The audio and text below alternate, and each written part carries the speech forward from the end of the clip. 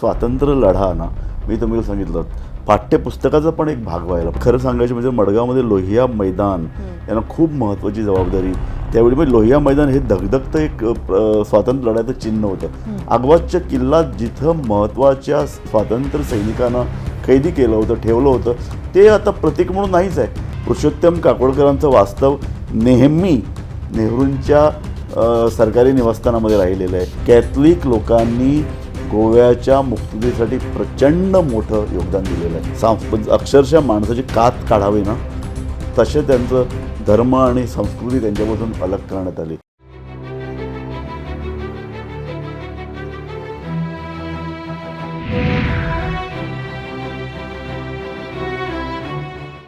नमस्कार, मी काव्या तुम्हा सगळ्यांचं गोमंतकमध्ये मनापासून स्वागत करते.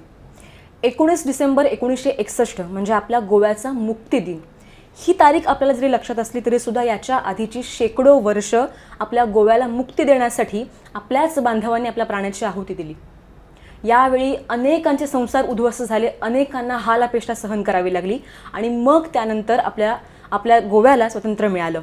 आपल्या लढ्यातल्या अशा अनेक गोष्टी आहेत ज्याच्यावर चर्चा करणं खूप गरजेचं आहे आणि यावर बोलण्यासाठी आज आपल्यासोबत आहेत गोमंतकचे संपादक संचालक राजू नायक सर.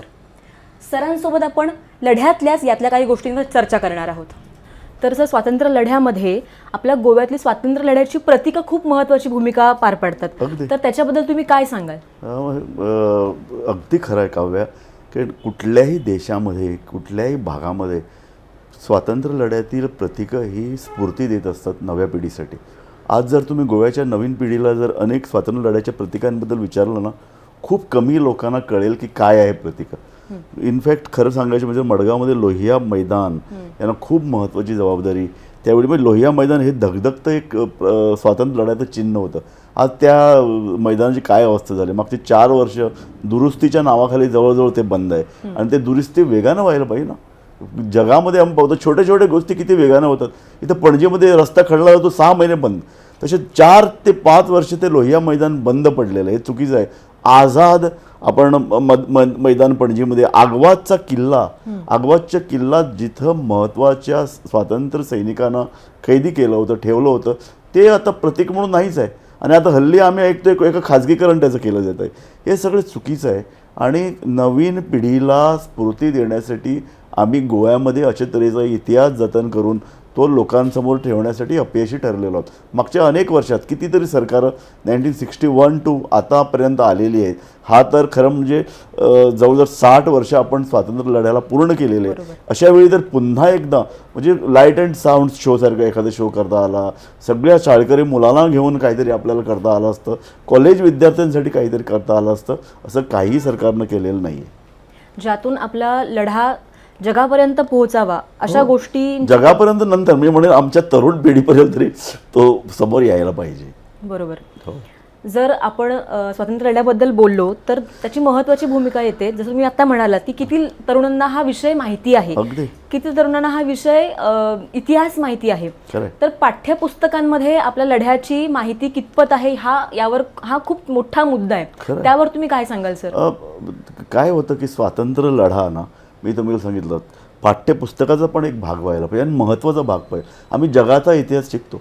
मग तुला सांगतो, मी एका क्विज कॉम्पिटिशनला मडगावला गेलो होतो आणि संपूर्ण सभागृह भरलं होतं. 1,500 मुलं, तरुण मुलं बसली होती आणि स्वातंत्र्य लढ्यावरती म्हणजे ब्रिटनची महाराणी काय चप्पल घालते आणि तिचं अमुक नातेवाईक काय, तिचं बाग, या गोष्टी काय. मी प्रमुख पाहुणा होतो. त्यांना प्राइजेस देताना मी 3 प्रश्न गोव्याच्या साहित्य आणि गोव्याच्या स्वातंत्र्य लढ्यावर विचारले. कोणाला उत्तर देता आलं नाही. म्हणजे बघा, आमची मुलं जागतिक इतिहास शिकतात, गोव्याचा इतिहास त्यांना माहीत नाही. हे अत्यंत वाईट आहे. त्यामुळे माझ्या मते ना, पाठ्यपुस्तकामध्ये तो चांगल्या प्रकारे लढा यायला पाहिजे आणि आपला लढा भारतीय स्वातंत्र्य लढा एवढा तेजस्वी आहे. अर्थात, कारण इंग्रजांनी 150 वर्ष राज्य केलं भारतावर, पण पोर्तुगीजांनी 400हून अधिक वर्ष राज्य गोव्यावर केलं. सांगतो ना, गोव्याच्या स्वातंत्र्य लढ्यातील जे काही सेनानी आहेत त्यांनी केवळ गोव्यामध्ये पोर्तुगीजांविरुद्ध लढा दिला नाही. पोर्तुगीजांच्या ज्या अंगोला वगैरे या भागात ज्या कॉलनीज होत्या ना, तिकडं जाऊन पण त्यांनी लढा दिलेला आहे. असं खूप क्वचित घडलेलं आहे देशामध्ये. तेव्हा कालावधी खूप मोठा आहे, त्या मानानं पाठ्यपुस्तकांमध्ये लढ्याचा उल्लेख खूप कमी आहे. कमी आहे. तर शिक्षण खात्यानं या गोष्टी कशा रुजवल्या पाहिजेत लहान मुलांमध्ये, याबद्दल काय सांगाल? नाही, शिक्षण खात्याचं एक काम आहे. त्यांनी केवळ शिक्षण खात्यांमध्ये चांगले लोक असतात असं नाही आहे. त्यांनी या संदर्भात डिबेट्स घडवल्या पाहिजेत. स्वातंत्र्य लढ्यातील सेनानी अजूनही जिवंत आहेत. अगदी ते म्हणजे स्वातंत्र्य लढ्यातील सेनानी जर घेतले ना, आज त्यांचं वय 80च्या वर आहे. हो. त्या लोकांचं सगळं जे काय ते रेकॉर्डिंग करून ठेवलेलं आहे, ते रेकॉर्डिंग करून मुलांना ऐकायला द्यायला पाहिजे. दुसरं तज्ज्ञ स्वातंत्र्य लढ्यावरती अभ्यास करणारे, PhD करणारे अनेक प्राध्यापक आहेत, कॉलेज आहेत, त्यांच्याकडून लिहून घेतलं पाहिजे. आम्ही वर्तमानपत्रात करतो ना, मी गोमंतकमध्ये मागची 1.5 वर्ष गोव्याच्या स्वातंत्र्य लढ्यामध्ये जे जे काय अनुत्तरित प्रश्न आहेत त्याच्यावरती आम्ही खल केला. अनेक असे स्वातंत्र्य सैनिक आहेत जे लोकांना माहीत नव्हतं त्यांचं कार्य, त्याचा परिचय देण्याचं आम्ही काम केलं. तर एवढं जर सामग्री जर आम्ही मागच्या 1.5-2 वर्षामध्ये गोमंतकमध्ये वर्तमानपत्रात जर उपलब्ध केलेली असेल, ती चांगली प्रकारे पाठ्यपुस्तकात येणं शक्य आहे. हे सगळे लेखक आहेत, अभ्यास करत आहेत. शालांत परीक्षा मंडळ आहे, आमचं कॉलेज संदर्भात काम करणारा उच्च एज्युकेशन आहे. या सगळ्या लोकांनी अशा तऱ्हेच्या धड्यांचा पाठ्यपुस्तकामध्ये समावेश करा. एवढंच नाही तर या संदर्भात डिबेट्स घडवावेत ना. अर्थात केवळ पाठ्यपुस्तकांमध्ये नाही, त्याच्या बाहेर जाऊन की अनेक नेहरूंचं कॉन्ट्रीब्युशन काय, कृष्णा मेनन हे त्यावेळी संरक्षण मंत्री होते, त्यांचं कॉन्ट्रीब्युशन काय, त्यावेळच्या भारतीय स्वातंत्र्य सैनिकांना काय वाटत होतं गोव्याबद्दल, पोर्तुगालबद्दल, देशाबद्दल आपल्या, त्याच्याबद्दल डिबेट, अशा तऱ्हेचे डिबेट्स घडवलं की तरुण पिढी समोर हे आदर्श निर्माण आपण करू शकतो. येस सर, आता तुम्ही मुद्दा एक काढलात, नेहरूंचं कॉन्ट्रीब्युशन काय. हो. हा मुद्दा स्वातंत्र्य लढ्यामध्ये खूप महत्त्वाची भूमिका घेतो. हो. तर या नेहरूंच्या भूमिकेबद्दल तुम्ही काय सांगाल? कारण यावर खूप चर्चा आजवर झालेली आहे, बरोबर. वेगवेगळी मतं यावर उमटलेली आहेत. तुम्ही काय सांगाल? नेहरू हे भारतीय स्वातंत्र्य लढ्यातील अत्यंत तेजस्वी असं व्यक्तिमत्व होतं. गांधीनंतर जर देशाला जर ज्यांनी भारून टाकलं, ज्यांचं व्यक्तिमत्व, ते मोठ्या एका कुटुंबातून आलेले, तरी त्यांनी स्वातंत्र्यासाठी झुंज सोसली. मग नेहरूंनी जो काही आदर्श निर्माण केला, त्याच्यानंतर त्यांच्या बरोबरीनं जे काही नेते पुढे आले त्याच्यामध्ये नेहरू आहेत. त्यामुळे गांधी विचारातून शांततापूर्ण मार्गानं देशाला स्वातंत्र्य मिळवून देणं ही मोठं कॉन्ट्रीब्युशन आहे नेहरूंचं. तेच कॉन्ट्रीब्युशन, तोच त्याग त्यांनी गोव्यासाठी केला. महत्त्वाचं जे गांधी म्हणाल ना, गोव्यातील स्वातंत्र्यासाठी इथल्या जनतेनं तावून सुलाखून निघालं पाहिजे. तो स्वातंत्र्य लढ्याचं जे काही झळ आहे ना, ती त्यांना बसली पाहिजे. हे जे काही तत्त्व आहे ते पण नेहरूनं पाळलं आणि ते सतत संदेश देत होते. भारतीय स्वातंत्र्य लढ्यामध्ये गोव्यातील लोकांनी यावं यासाठी त्यांनी काम केलं. एवढंच नाही, जे स्वातंत्र्य लढ्यामध्ये जे नेते गोव्यामध्ये काम करत होते आणि जे परांगण झाले होते, त्यांना आश्रय दिल्लीमध्ये देण्याचं काम त्यांनी केलं. त्यांना स्फूर्ती दिली, त्यांना हर एक प्रकारे मदत केली. सो गोव्याच्या स्वातंत्र्य लढ्यासाठी नेहरूंचं योगदान खूप मोठं आहे. असं म्हटलं जातं की बरेचसे गोव्यातले स्वातंत्र्य सैनिक जे होते ते नेहरूंच्या घरी जाऊन सुद्धा राहायचे. पुरुषोत्तम काकोडकर हे त्यावेळी काँग्रेसचे नेते होते आणि स्वातंत्र्य लढ्यामध्ये पुरुषोत्तम काकोडकरांचा सहभाग आहे. दिल्लीच्या कॉन्टॅक्टमध्ये जे काही अवघे नेते होते नेहरूंबरोबर किंवा दिल्ली सरकारबरोबर, त्याच्यामध्ये पुरुषोत्तम काकोडकर होते. पुरुषोत्तम काकोडकरांचं वास्तव नेहमी नेहरूंच्या सरकारी निवासस्थानामध्ये राहिलेलं आहे आणि नेहरूंनी सतत गोव्याची जी काही माहिती मिळवली ती पुरुषोत्तम काकोडकरांमार्फत मिळवली. सो नेहरू, पुरुषोत्तम काकोडकर आणि गोव्याचा स्वातंत्र्य लढा यांच्यामध्ये एक समान धागा आहे आणि सतत दोघांचं आदानप्रदान, दोघांचं काम स्वातंत्र्य लढ्यामध्ये आणि नेहरू बारीक विचार करत होते गोव्याबद्दल, अशी प्रचिती येते. पुरुषोत्तम काकोडकरांचं जर लेखन वाचलं किंवा त्यांच्याशी चर्चा करायची संधीही मला त्यावेळी मिळाली होती. तर त्याच्यामध्ये नेहरूंचं योगदान असं कळतं आपल्याला की किती मोठं आहे. ओके सर, स्वातंत्र्य लढा ज्यावेळेला आपला सुरू होता, ज्यावेळेला हे चिन्ह दिसत होतं की आपला गोवा आपला मुक्त होणार आहे, त्यावेळेला गोवा स्वतंत्र राष्ट्र होण्याच्या मार्गावर होतं. सो त्याबद्दल तुम्ही काय सांगाल? ही काय नेमकी घटना होती त्यावेळी? एक चर्चा अशी चालली होती की गोवा आता वेगळा प्रदेश आहे, गोव्याला वेगळी अस्मिता आहे, त्यामुळे गोवा केवळ भारतामध्ये विलीन का करता, तुम्ही वेगळा प्रदेश म्हणून का गोवा ठेवत नाही. त्यातून एक अशी चर्चा झाली की गोवा एक स्वतंत्र राष्ट्र म्हणून सुद्धा उदयाला येऊ शकतं, कारण जगामध्ये छोटी अनेक अशी राष्ट्र आहेत. स्कॅन्डिनेव्हियन कंट्रीज आम्ही ज्याला म्हणतो, छोटे प्रदेश आहेत, त्यांच्याकडे स्वतःची मायनिंग आहे, स्वतःचं पेट्रोलियम पदार्थ आहेत, त्यामुळे ते चांगल्या प्रकारे सर्वाईव्ह होतात. टुरिझम तिथं मोठ्या प्रमाणात चालू शकतं.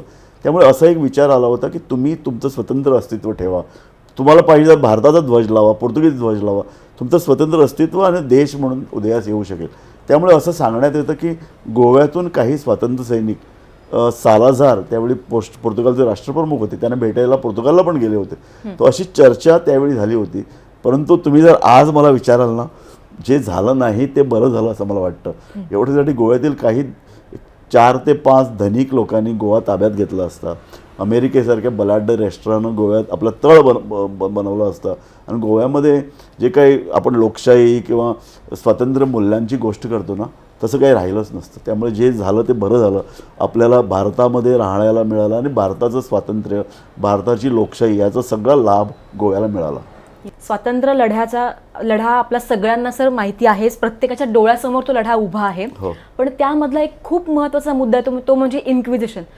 त्यावेळेला जे मोठ्या प्रमाणात धर्मांतरण झालं, बरोबर. लोकांचे हाल झाले, अनेकांचे संसार उद्ध्वस्त झाले, तर याबद्दल खूप लोकांच्या मध्ये भावना आहेत. त्याबद्दल तुम्ही काय सांगाल? तसं इन्क्विजिशन आणि गोव्याच्या मुक्तीलढा यांचा डायरेक्ट संबंध नाही आहे. पोर्तुगीजांनी इथं बस्तान बसवल्यानंतर त्यांचं मूळ ते जे गोव्यामध्ये आलेच होते ते एका हातात त्यांच्या हातात क्रॉस होता आणि एका हातात तलवार.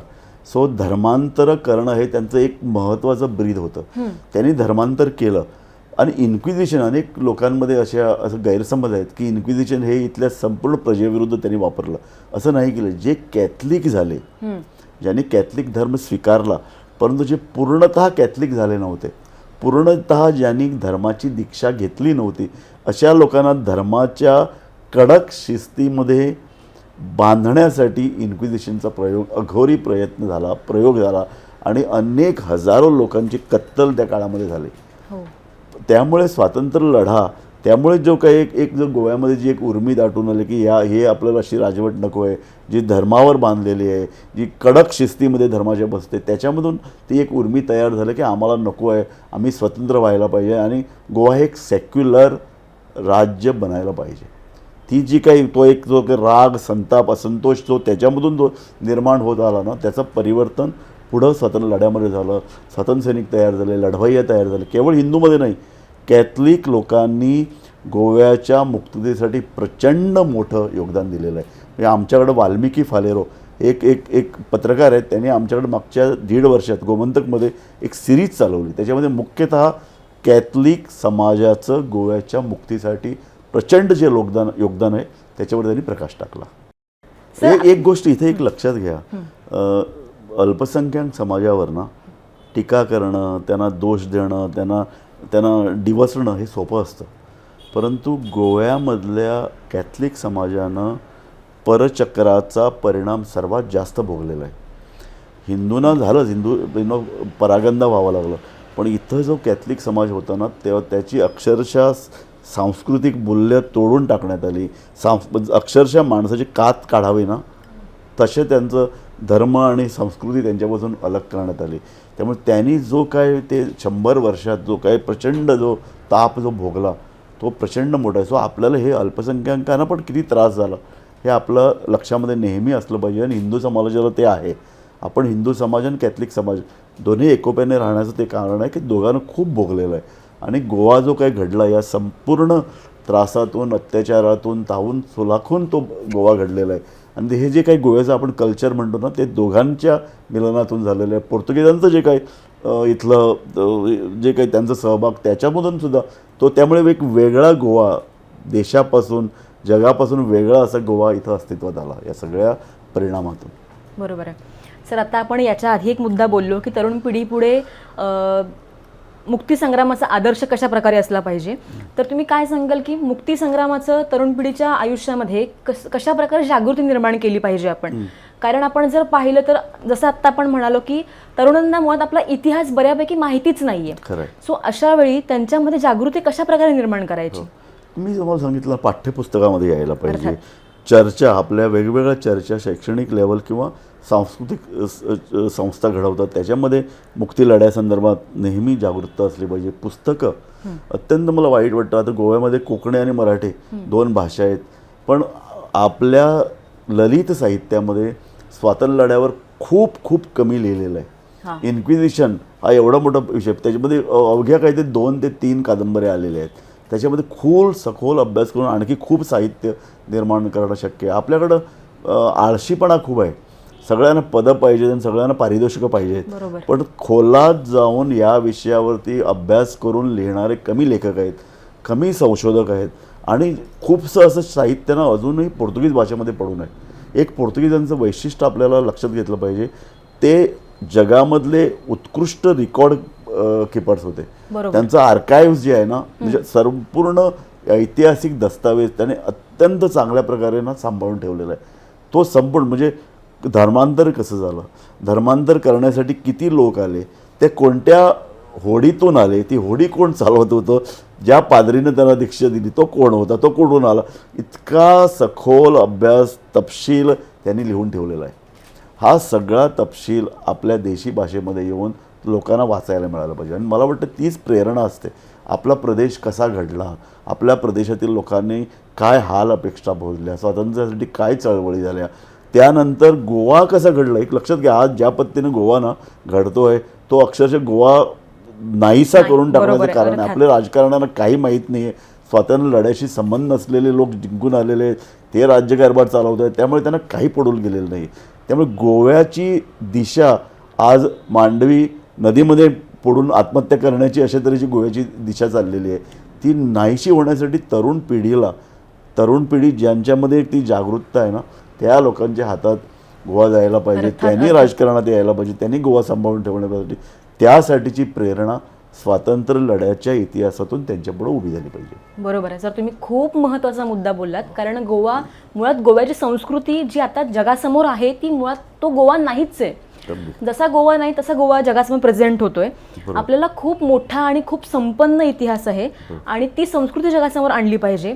आणि यासाठी सगळ्यात महत्त्वाचा वाटा आहे तो आत्ताच्या तरुण पिढीचा. तरुणांनी पुढे येऊन हा आपला इतिहास जगासमोर मांडला पाहिजे. जसे गोव्याची मुळात संस्कृती आहे ती संस्कृती जगासमोर आणली पाहिजे. त्यामुळे आपल्या मुक्तीसंग्रामाची प्रेरणा घेऊन आपण सगळ्यांनी आपला गोवा जगासमोर, टुरिझममुळे गोवा सगळ्यांना माहिती आहेच, पण गोव्याचा मुक्तीसंग्राम कसा होता हेच जगासमोर आणणं खूप महत्त्वाचं आहे. आणि मग हे आपण आत्मसात करणं खूप गरजेचं आहे.